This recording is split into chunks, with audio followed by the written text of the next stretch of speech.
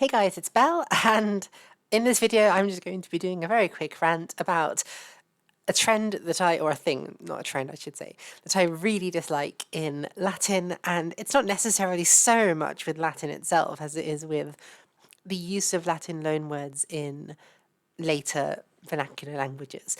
And that is the use of entire sentences or phrases as a noun in themselves, and I hate it. So the first one that I've selected for our consideration here is vademecum, which as a phrase in Latin, it means walk with me. And it usually in modern scholarship is used to refer to a book that a priest would carry around with them and that would contain like their personal notes and such. It's a scrapbook, basically. And why do you need to have a phrase for it? It just sounds so weird because I don't know.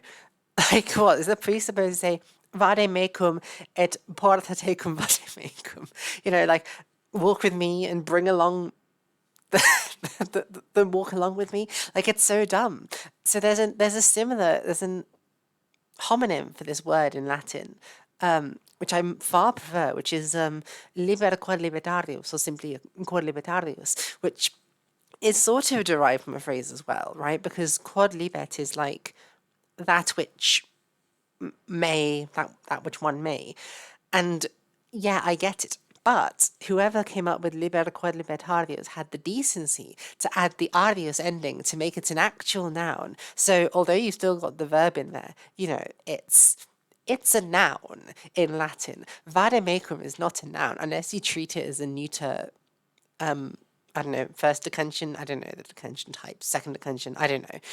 Unless you treat it that way, and you're like, so you decline it like vademecum, vademecum, vademe, vademeci, then vademecho, vademeco, and then vademeca, vademeca, vademecorum, vademecis. It's awful.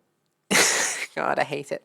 And then so one of the most prominent writers, actually, from Vandalic North Africa, is a priest who is literally called Quodvil Tadeus, and I think St. Augustine of Hippo is his kid.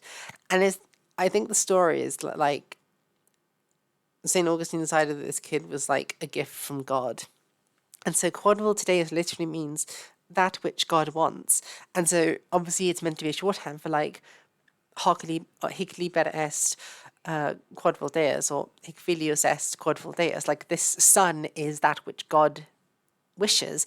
And okay, yes, I get it. It's a sweet sentiment. It's like, oh, God wants you around. Great. But, again, you could have a phrase a situation where like quodvil Deus featured quodvil Deus. Like, quodvil Deus did that which God wished. It's so dumb. Why would you?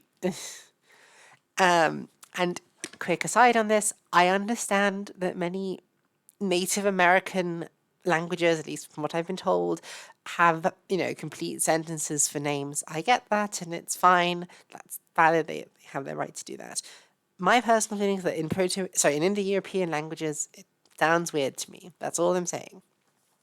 And one last one, which I learned about today, which I absolutely hate, is that apparently in the Catholic Church, the bowl which contains holy water is called the lavabo bowl. And lavabo just means like, I will bathe or I will wash in Latin. And again, this one, I don't think it's called that in Latin. I don't actually know what it would be called in Latin. Possibly, no, I'm actually not sure what it would be called in Latin if there's a specific term for it.